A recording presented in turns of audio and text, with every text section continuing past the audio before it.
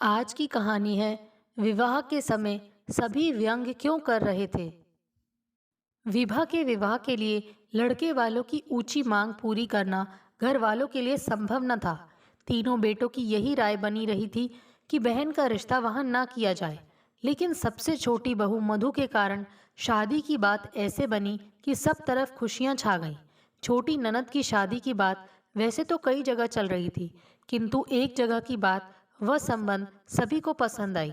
लड़की देख ली गई और पसंद भी कर ली गई, परंतु लेन देन पर आकर बात अटक गई। नकदी की लंबी चौड़ी राशि मांगी गई और महंगी वस्तुओं की फरमाइश ने तो जैसे छक्के छुड़ा दिए। घर पर कई दिनों से इसी बात पर बहस छिड़ी हुई थी। सब परेशान से बैठे थे। पिता सहित तीनों भाई, दोनों भाभियां तरह तरह के आरोपों से जैसे व्यंग कस रहे थे। लड़का कोई बड़ा अधिकारी भी नहीं था, उन्हीं लोगों के समान मध्यम श्रेणी का विक्रय कर लिपिक था, परंतु मांग इतनी जैसे कहीं का उच्चायुक्त हो। कई लाख रुपए नगद, साथ ही सारा सामान जैसे स्कूटर, फ्रिज, वॉशिंग मशीन, रंगीन टेलीविजन, गैस चूल्हा, मशीन, वीसीआर और न जाने क्या क्या। बाबूजी, यह संबंध छोड़िए, कहीं और देखिए। बड़े बेटे मुकेश ने तो साफ बात कह दी। बड़ी बहू ने भी इनकार ही में राय दी। मंझले अखिलेश व उसकी पत्नी ने भी यही कहा। छोटा निखिलेश तो जैसे तिलमिला ही गया। वह बोला, ऐसे लालचियों के यहाँ लड़की नहीं देनी चाहिए। अपनी विवाह किस बात में कम है। हमने भी तो उसकी शिक्षा में पैसे लगाए हैं। शुरू से अंत तक प्रथम आ रही है परीक्षाओं में, और देखना एमएससी में टॉप करेगी, तो क्या वह नौकरी नहीं कर सकेगी कहीं। ये सब तो बात की बातें हैं निखिल। अभी तो जो है उस पर गौर करो। कहीं भी बात चलाओ, मांग में कमी होगी क्या। एक यही घर तो सबको सही लगा है। और जगह बात कर लो, मांग तो होगी ही। आजकल नौकरी पेशा लड़के के जैसे सुर खाप के पर निकल आते हैं। यह लड़का सुंदर है, विवाह के साथ जोड़ी जचेगी। परिवार छोटा है, दो भाई बहन। बहन का विवाह हो गया, बड़ा भाई भी विवाहित है। छोटा होने से छोटे पर अधिक दायित्व भार भी नहीं होगा। बहन सुखी रहेगी तुम्हारी। पिताजी दृढ़ स्वर में बोले, यह तो ठीक है बाबूजी। 2 लाख रुपए नगद, फिर इतना साजो सामान हम कहाँ से दे सकेंगे। आभा के विवाह से निपटे 2 ही तो बरस हुए हैं, वहां इतनी मांग भी नहीं थी। अनिल बोला, अब सब एक से तो नहीं हो सकते। 2 बरस में समय का अंतर तो आ ही गया है। सामान कम कर दें तो शायद बात बन जाए। रुपए भी 1 लाख तक दे सकते हैं। यदि सामान खरीदना ना पड़े तो कुछ निखिल की ससुराल का नया रखा है। अभी 6 माह ही तो हुए विवाह को। बाबूजी बोले, तो क्या छोटी बहू को बुरा नहीं लगेगा कि उसके मायके का सामान कैसे दे रहे हैं। कई स्त्रियों को मायके का एक तिनका भी प्रिय होता है। बेटा मुकेश बोला, नहीं, बिल्कुल नहीं बाबूजी। फालतू का तनाव ना पैदा करें। बहुओं में बड़ी और मंजली क्या दे देंगी अपना कुछ सामान। कोई नहीं देने वाला है, जानते तो हैं आप। जब छोटी का दहेज देंगे तो क्या वह नहीं चाहेगी कि ये दोनों भी कुछ दें। अपने मायके का कौन देगा टीवी, फ्रिज, अन्य सामान। अखिल बोला, ना भैया, मैं खुद नहीं चाहता कि मधु के मायके का सामान दे। जब हमें मिला है तो हम कैसे ना उसका उपयोग कर पाएं। यह कहाँ की शराफत की बात हुई। फिर बड़ी व मंझली भाभीियों का नया सामान है कहाँ कि वह दिया जा सके। निखिल उत्तेजित हो खींच कर बोला, रहने दो भैया, कोई कुछ मत दो। मना कर दो कि हम इतने बड़े रईस नहीं हैं, न धन्ना सेठ की उनकी इतनी लंबी चौड़ी फरमाइश पूरी कर सके।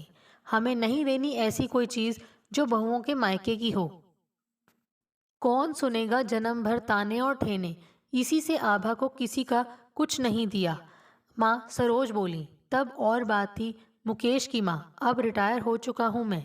बेटी क्या, बेटों के विवाह में भी तो लगती है रकम, और लागत लगाई तो है मैंने। तीनों बेटों के विवाह में हमने इतना बड़ा दान दहेज कब मांगा था बेटों के ससुराल वालों से। अपने बेटे भी तो नौकर चाकर थे। हाँ, छोटे निखिल के समय अवश्य थोड़ा बहुत मुंह खोला था, परंतु इतना नहीं कि सुनकर देने वाले की कमर टूट जाए। बाबूजी गर्व से बोले, तो ऐसा करो, छोड़ो सर्विस वाला लड़का, कोई बिजनेस वाला ढूंढो जो इतना मुंह ना फाड़े कि हम पैसे ना दे सकें।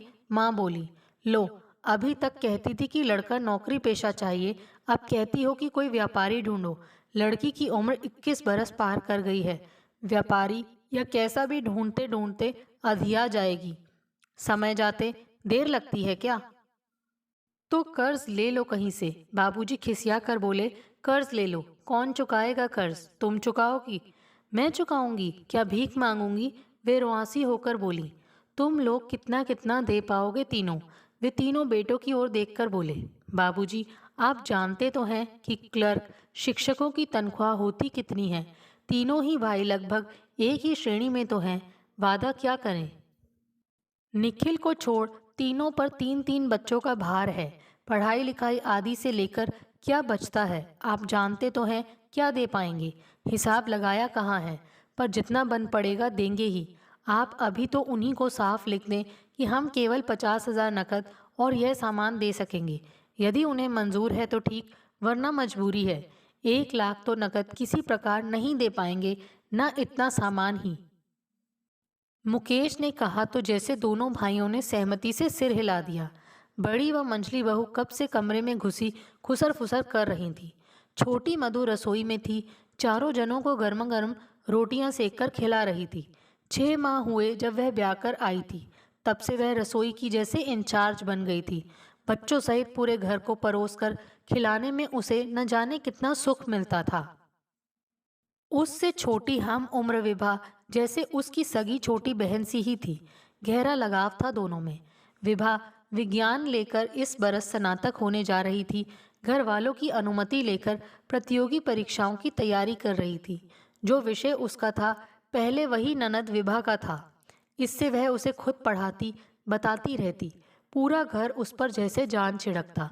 जब से वह आई थी बड़ी और मंझली की झड़पें कम हो गई थी। सास ननद का मान सम्मान जैसे बढ़ गया था। बात बात पर उत्तेजित होने वाले तीनों भाई शांत पड़ चले थे। रोब गांठने वाले ससुर जी का स्वर धीमा पड़ गया था। सासू माँ की ममता बहुओं पर बेटियों के समान लहरा लहरा लहरा उठती। कटु वाक्यों के शब्द अतीत में खोते चले जा रहे थे। क्रोध तो जैसे उफन चुके दूध सा बैठ गया था। छोटी बहू, यह बाबूजी की दूध रोटी का कटोरा लगता है मेरे आगे भूल से रख गई हो। यह रखा है। अरे मेरे पास तो रखा है, शायद भूल गई। तभी मधु गरम रोटी सेक कर मंझले जेठ के लिए ले आई। बोली, बड़े दादा यह दूध रोटी आप ही के लिए है, परंतु मेरे तो अभी पूरे दांत हैं। बहू, तो क्या हुआ, बिना दांत वाले ही दूध रोटी खा सकते हैं। देखते नहीं हैं आप कितने दुबले होते जा रहे हैं। अब तो रोज बाबूजी की ही भांति खाना पड़ेगा, तभी तो आप बाबूजी जैसे हो पाएंगे। और देखिए ना, बाल कैसे सफ़ेद हो चले हैं अभी से। वे जोर से हंसते चले गए, फिर स्नेह से छलके आंसू पोंछकर बोले, पगली कहीं की, यह किसने कहा कि दूध रोटी खाने से मोटे होते हैं व बाल सफ़ेद नहीं होते। बाबूजी को देखिए ना, उनके तो न बाल इतने सफ़ेद हैं न वे आप जैसे दुबले ही हैं। तब तो मधु, मुझे भी दूध रोटी देनी होगी, बाल तो मेरे भी सफ़ेद हो रहे हैं। मंझला अखिल बोला, मंझले भैया आपको कुछ साल बाद दूंगी। पर छोटी बहू, बच्चों को तो पूरा नहीं पड़ता, तो मुझे देगी तो वहाँ कटौती ना होगी। नहीं बड़े भैया, मैं चाय में से बचाकर दूंगी आपको। अब केवल 2 बार चाय बना करेगी। पहले हम सब दोपहर में पीते थे, फिर शाम को आप सब के साथ। अब हम सब की भी साथ ही बनेगी और आप चुपचाप रोज बाबूजी की तरह ही खाएंगी। सुनकर माँ का कलेजा करुणा से भर आया। उन्होंने अपने अपने कमरों के दरवाजे पर खड़ी दोनों बहुओं की ओर देखा, फिर छोटी बहू की ओर। आकंठ ममत्व में डूबे हुए वे कुछ कहने को होंठ खोल ही रही थी कि मधु साड़ी के छोर से हाथ पोंछती बोली, बाबूजी एक बात कहनी थी, आज्ञा हो तो कहूँ? हाँ हाँ कहो ना बहू। वे आर्द्र कंठ से बोले, क्या मेरे मायके से जो रुपया नकद मिला था वह सब खर्च हो गया? यह ना सोचें कि मुझे चाहिए, यदि जमा हो तो वह विवाह में लगा दें। वह तो निखिल ने आधा शायद तभी अपने खाते में जमा कर लिया था। वह तो निखिल वॉश बेसिन में कुल्ला करते घूमकर खड़ा हो गया। उसने घूर कर मधु की ओर देखा। मधु ने तुरंत उधर से पीठ घुमा ली। फिर वह बोली, वह सब निकाल लें और सब लोग कम से कम 25-25 हजार रुपये दें, भरपाई हो जाएगी। रुपए हुए तो इतना सामान कहाँ से आएगा बेटी? वह मेरा सामान भी तो अभी नया सा ही है, वही सब दे दें। घर में दो दो फ्रिजों का क्या करना है? ना इतने टीवी ही चाहिए, बिजली का खर्च भी तो बचाना चाहिए। मुझे तो ढेरों सामान मिला था, कुछ आलतू फालतू बेचकर बड़ी चीज़ें ले लें। रंगीन टीवी, फ्रिज, कपड़े धोने की मशीन के बिना भी तो अब तक काम चल रहा था, वैसे ही फिर चल सकता है। आपको घर वर पसंद है तो यही संबंध करिए विभा जी का, यही घर बार ठीक है। सब जैसे चकित रह गए। दोनों जेठ जेठानियां मुंह बाएं अचरज से देख रहे थे और निखिल तो जैसे पहले उबल रहा था, परंतु फिर लगा वह बिल्कुल शांत हो गया पत्नी के सामने। पहले उसके मन में आया कि कहीं मधु उसकी ससुराल में मिले नए स्कूटर के लिए ना कह दे, परंतु अब वह जैसे पिघल रहा था। उसने पिता से लड़ झगड़कर विवाह के बाद ससुराल से मिले आधे रुपए झटक कर बैंक बैलेंस बना लिया था। यह बात उसने मधु से कभी नहीं कही थी। आज जैसे वह पूरे परिवार की नजरों में गिर गया था। रुपयों की बात पर वह बौखलाकर कुछ कहने के शब्द संजो रहा था कि मधु की दानशीलता ने उसे गहराई तक गौण बना दिया। माँ जी, मेरे पास जेवर भी कई जोड़ी हैं। मैं सबसे छोटी हूँ ना मायके में। इससे बड़े दोनों भाई भाभी व चाचा चाची तथा दोनों बेटे बहुओं ने भी काफ़ी कुछ दिया है। चाची की तो मैं बहुत दुलारी हूँ, उन्होंने अलग से कई जेवर दिए हैं। उन्हें बेचकर समस्या हल हो जाएगी, आप लोग चिंता ना करें। बाबूजी रिटायर हो गए हैं तो अब यह भार उनका नहीं, उनके तीनों बेटे बहुओं का है। कोई ताना ठेना क्यों देगा? क्या कोई पराया है? बहन उनकी, ननद हमारी। आप तो कुछ शर्तों पर हेर फेर कर हाँ कर दो, सब ठीक हो जाएगा। कुछ अच्छा काम हम लोग भी तो कर लें। सुनकर बहुत रोकने पर भी नेत्र बरस पड़े। वे भर्राए कंठ से किसी प्रकार बोले, छोटी बहू क्या कहूँ, तेरी जैसी तो कोई मिसाल नहीं रे। कहाँ से पाया तूने ऐसा ज्ञान, उदारता? तू कहाँ से आ गई इस घर में? ना ना बाबूजी, और कुछ नहीं, मैं सह नहीं सकूंगी। कहकर वह आगे बढ़ी। उनके मुख पर हाथ रखने को तो उन्होंने उसे कंधे से लगा लिया और फिर उसके सिर पर हाथ रखकर जैसे मन की सारी ममता लुटाने को आतुर हो उठे। पता नहीं कौन से कर्म किए थे हमने कि इस साधारण घर में बहू बनकर चली आई। अरे धन्य हैं इसके माता पिता और परिवार वाले, जो उन्होंने इस मणि को हमारी झोली में डाल दिया। अरे आ तो मधु, मैं तुझे छाती से लगाकर कलेजा ठंडा कर लूं। अरे ऐसा तो मैं अपनी औलाद को भी ना ढाल पाई। माँ जी ने उसे खींचकर कलेजे से लगा लिया। मधु ने लज्जा से अपना मुंह माँ जी के आंचल में छिपा लिया। मुकेश, अखिलेश अपनी नम आंखें पोंछकर उठ खड़े हुए। निखिल वहां से चलकर अपने कमरे में दरवाजे पर खड़ा होकर मुड़ा और बोला, बाबूजी, आप विभा के यहाँ मंजूरी का पत्र लिख दें।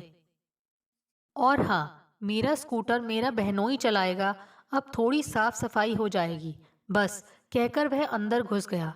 पिता ने बड़े ही आश्चर्य से हठीले जोशीले बेटे की ओर देखा। क्या यह 6 माह पूर्व का निखिल, जो ससुराल में मिले रुपयों के लिए कई दिन तक झगड़ता रहा था और लेकर ही माना था? बाबूजी, जैसे आपकी बहू ने आज्ञा दी है, हम सब वहीं विभा की शादी को तैयार हैं। हम दोनों भी जीपीएफ आदि निकाल लेंगे। शादी वहीं होगी। दोनों ने अपना निर्णय सुनाया। तभी दोनों जेठानियां आगे आईं। माँ जी, हमारे मायके के जो भारी बर्तन हो, आप उन्हें साफ करवा कर विभा को दे सकती हैं। कुछ न कुछ हम दोनों के पास भी है। नहीं बड़ी दीदी, आपकी बेटी शैली बड़ी हो रही है, आप बर्तन भांडे कुछ नहीं देंगी। बड़े दादा रुपए भर देंगे। रुपए तो तब तक हम शैली के लिए जोड़ ही लेंगे। अभी जो समय की मांग है वही चाहिए बस। जो काम पूरे परिवार को पहाड़ काटने सा प्रतीत हो रहा था, वह जैसे पल भर में सुलझ गया।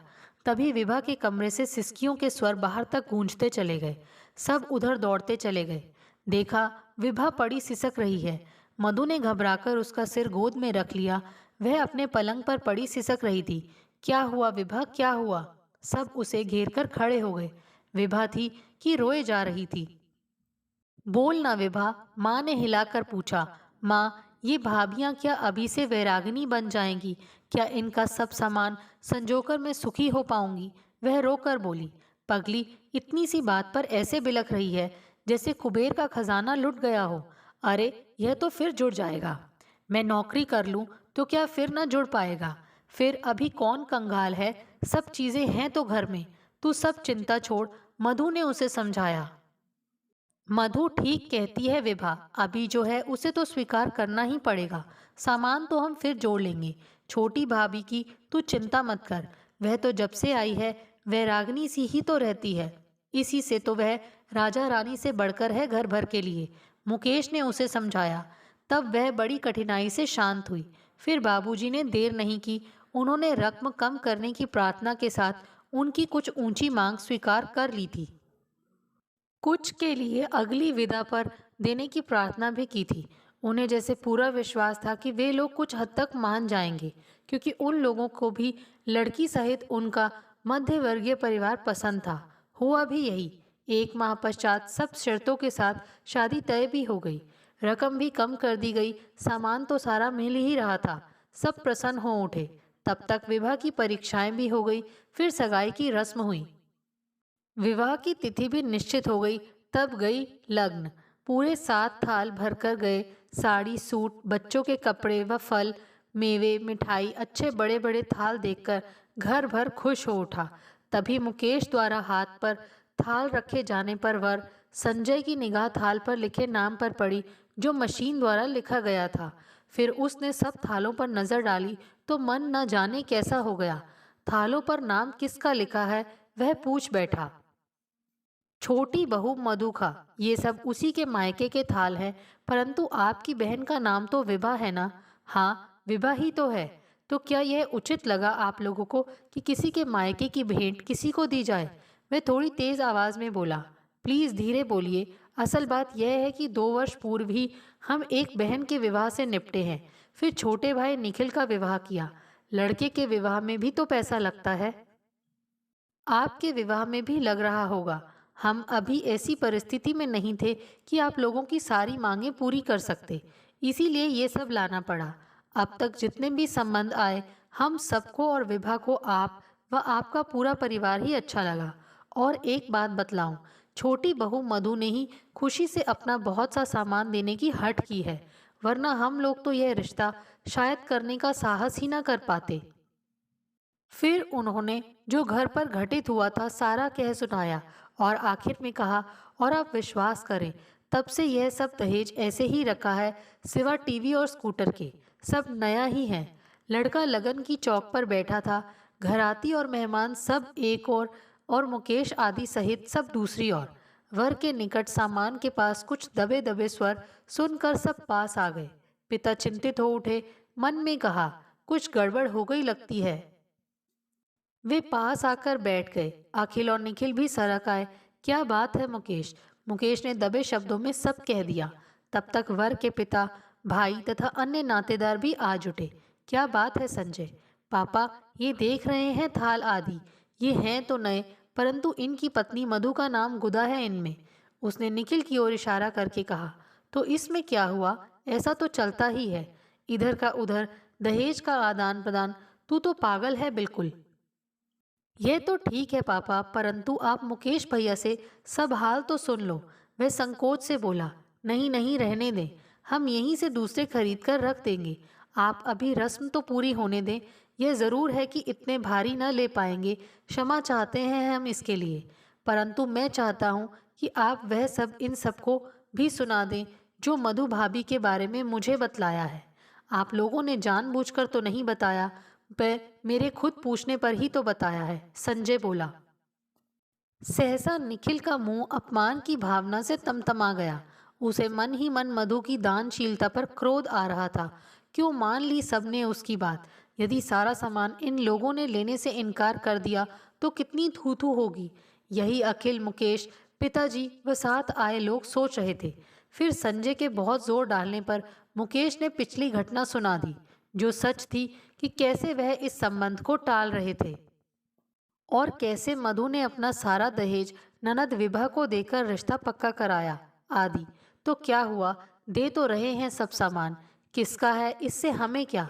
हमने भी तो तेरी बड़ी बहन को कुछ सामान तेरे बड़े भाई के दहेज का दिया था। नाम से क्या, कौन देखेगा नाम? थाल तो आए और रखे गए। कौन रोज रोज इस्तेमाल करता है इतने बड़े बर्तन। पिताजी बोले तथा अन्य व्यक्तियों ने भी इसका अनुमोदन किया। परंतु मुझे नहीं चाहिए ये सब। ये शब्द संजय के मुंह से सुनकर सबके मुंह सफेद पड़ गए। बेवकूफ है क्या? बड़ा भाई अजय चिल्लाकर बोला। तू सब हंसी खेल समझता है? सामान लाना, खरीदना, ये लोग क्या इतना लेकर चले होंगे? चुपचाप बैठकर दस्तूर होने दे। आप लोग चिंता ना करें, यह तो ऐसा ही हटी है। पंडित जी, दस्तूर कराइए। नहीं भैया, जब तक ये थाल नहीं चले जाएंगे मैं कुछ नहीं कराऊंगा। आप अपने भीतर से थाल मंगाइए ना। वह अड़ गया। तो ठहरिए साहब, हम बाजार से दूसरे लेकर आते हैं, तब तक ठहरना होगा। मुकेश उठता हुआ बोला। नहीं भाई साहब, आप बैठिए, अंदर से तो आ रहे हैं थाल। अरे ये सब तो शगुन के थाल आदि लड़की वाले के यहाँ से ही आते हैं, थोड़ा रुक लेते हैं। नहीं भैया, मैं यह अब ना ले सकूंगा। जो लिस्ट आप लोगों ने बनाकर भेजी थी और जो ये लोग देने वाले हैं, आप जानते ही हैं लड़कियों के को अपने मायके की एक एक चीज कितनी प्यारी होती है। परंतु जिस घर में ऐसी उदारमना स्त्री हो जो खुशी से अपना सारा दहेज खुद दान कर रही हो, उसे लेकर मैं उस उदार स्त्री से छोटा नहीं बन सकता। इससे मैं इन कपड़ों आदि के अलावा अब कोई चीज स्वीकार नहीं करूंगा। मैं अब इसके अलावा आगे कुछ नहीं लूंगा। बिना दहेज के ही उस घर की बेटी ब्याह कर लाऊंगा। मैं तो पहले ही भैया जीजाजी से अनुरोध कर रहा था कि इतना लंबा चौड़ा दहेज मांगकर कन्या पक्ष को आफत में न डालें। अब जो हुआ सो हुआ, आगे कोई मुझे विवश न करे। बस ये लोग साथ गए बारातियों का अच्छा स्वागत कर दें, वही काफी होगा। पिताजी, बड़े भाई और बहनोई ने यह सुना तो सन्न रह गए। परिवार के अन्य सदस्य भी दौड़े आए। हर प्रकार समझाया, परंतु संजय अपनी प्रतिज्ञा से नहीं डिगा। घर वालों को कोप भाजन बनने पर उसने धमकी दे दी कि वे यदि तंग करेंगे तो वह कोर्ट मैरिज कर सबकी छुट्टी कर देगा। विवशता में उन सबको पीछे हटकर अपनी स्वीकृति देनी पड़ी। क्यों निखिल भैया, आपकी कोई साली कुंवारी है? संजय के इस प्रश्न पर निखिल सहित सब चौंक गए। निखिल हंसकर बोला, भाई क्या इरादे हैं? इरादे तो नेक हैं। यदि हो तो मेरी बुआ के एकमात्र बेटे हैं ये सुधीर, सब इंजीनियर। इनके लिए मधु भाभी सी लड़की चाहिए। निखिल का चेहरा खुशी से दमक उठा। है तो, पर सगी नहीं, चचेरी है। चचेरी? पता नहीं कैसी हो। मधु से बढ़कर। मधु अपनी माँ से अधिक चाची को मानती है। संयुक्त परिवार होते हुए भी सब एक थाल में खाने वाले हैं। दोनों परिवारों में बहू व दामाद आ गए हैं, परंतु जैसे उस चोखे रंग में रंगकर एकाकार हो गए हैं। पता नहीं कौन सी ममता और अपनेपन की बूटी खाते हैं उस घर के लोग। और वही मधु के साथ अपनेपन की बूटी हमारे घर चली आई है। वह हंसकर बोला, ठीक है, यदि लड़की पसंद आ गई तो वह अपनेपन की बूटी हमारी बुआ के घर भी आ जाएगी। शादी में तो आएगी ही वह। हाँ, क्यों नहीं, पूरा परिवार आएगा। लड़की स्नातक, गोरी चिट्टी, सुंदर है। नापसंद का तो सवाल ही नहीं उठता। तब सबसे पहली पसंद मेरी होगी वह, है ना सुधीर? सुधीर झेप कर मुस्कुरा दिया। पहले निखिल मधु की अकल पर मन ही मन भरा बैठा था, परंतु उसे अब लग रहा था कि कब वह उड़कर अपने घर पहुंचे और मधु को बाहों में भरकर नचा डाले और कहे कि बता तो कौन सी बूटी की घुट्टी पीकर आई है कि सबको इतनी सरलता से उंगलियों पर नचा देती है। यदि वह कल्प वृक्ष उसके मायके के आंगन में लगा है तो वह उसे तोड़कर पूरे परिवार को घोट कर पिला दे। उसने अपने भाइयों और पिताजी की ओर निहार कर देखा, जो सभी प्रशंसक नजरों से उसे देखकर मुस्कुरा रहे थे। उसने शर्म से मुंह घुमा लिया। दूसरे दिन जब वे गृहनगर पहुंचे तो सुबह हो गई थी। पूरा घर जाग उठा था। सब उनके आसपास एकत्र हो गए। सभी यह जानने को आतुर थे कि तिलक समारोह कैसा रहा। मधु कहाँ है? पिताजी ने उसे ना देखकर पूछा। होगी कहाँ? चाय नाश्ते की तैयारी में जुटी होगी, माँ जी बोली। अभी बात भी पूरी नहीं हो कर पाई कि वह चाय की ट्रे लेकर बैठक में चली आई। ट्रे मेज पर रखकर उसने सबके चरण छुए, फिर उनके शब्द सुनकर मूर्ति की तरह खड़ी हो गई। बाबूजी, मुझसे कुछ बड़ी गलती हो गई क्या? क्या हुआ मेरे कारण? कृपया बतलाइए ना। हाँ, बहुत बड़ी गलती हो गई रे। तूने जो अपने मायके के थाल दिए थे ना, उनके कारण। ले उठा यहाँ से अपने थाल और रखा उन्हें जहाँ से उठा लाई थी। हे दाता, क्या उन्हें थाल पसंद नहीं आए थे? वह भय से बोली। नहीं लिए, क्योंकि तुम उनमें विराजी जो थी। पिताजी गंभीरता से बोले। मैं विराजी थी? क्या कह रहे हैं आप? वह आंखें फाड़ कर बोली। यह देख, तेरे हर थाल में यह रही मधु, है ना? ओह, मैं तो डर ही गई। तो क्या हुआ, नाम ही तो है, इससे क्या? इसी से तो नहीं लिए, और वह सब भी नहीं लेंगे जिसमें तेरा नाम है। सब में नाम थोड़े लिखा है। वह रुआसी हो गई। अब क्या होगा? क्या शादी रद्द हो गई? अरे पगली, अब वे दहेज लेंगे ही नहीं। तेरा गुणगान सुनकर संजय ने दहेज ना लेने की सौगंध खाई है। कह रहा था जिस घर में ऐसी ममतामयी बहू हो, उस घर से दान दहेज लेना पाप है। हम सब ने तेरी सब बातें बतलाई तो लड़का द्रवित होता चला गया। आप बना रहे हैं बाबूजी? उसकी आंखें भर आईं। बैठ बेटी, तुम सब भी बैठो। फिर उन्होंने शुरू से अंत तक सारा हाल बता दिया और मधु के सिर पर हाथ रखकर बोले। मधु, तुझे पाकर हम धन्य हुए। तेरी चचेरी बहन की शादी भी संजय की बुआ के लड़के से तय कर आए हैं। ऐसे परिवार की लड़की कौन पसंद नहीं करेगा, जिस परिवार की हमारी मधु जैसी बहू हो। तेरे दोनों जेठ तेरी बड़ाई करते आए हैं, और निखिल तो वहां थालों के विवाद पर तमतमाया मुंह लिए खार खाए बैठा था। अब अपने आप पानी पानी हो गया है। जा, वह कमरे में तेरी प्रतीक्षा कर रहा है। मधु शर्म से दोनों हाथों से मुंह छिपाए कमरे की ओर दौड़ती चली गई। सबने उसे प्यार भरी नजरों से देखकर मुस्कान बिखेर दी। माँ तो जैसे धन्य हो गई। मधु पास होती तो अवश्य उसे छाती से लगाकर रो पड़ती। दोस्तों, आपको हमारी ये कहानी कैसे लगी? प्लीज़ कमेंट्स करके बताइए। Thanks for watching this video.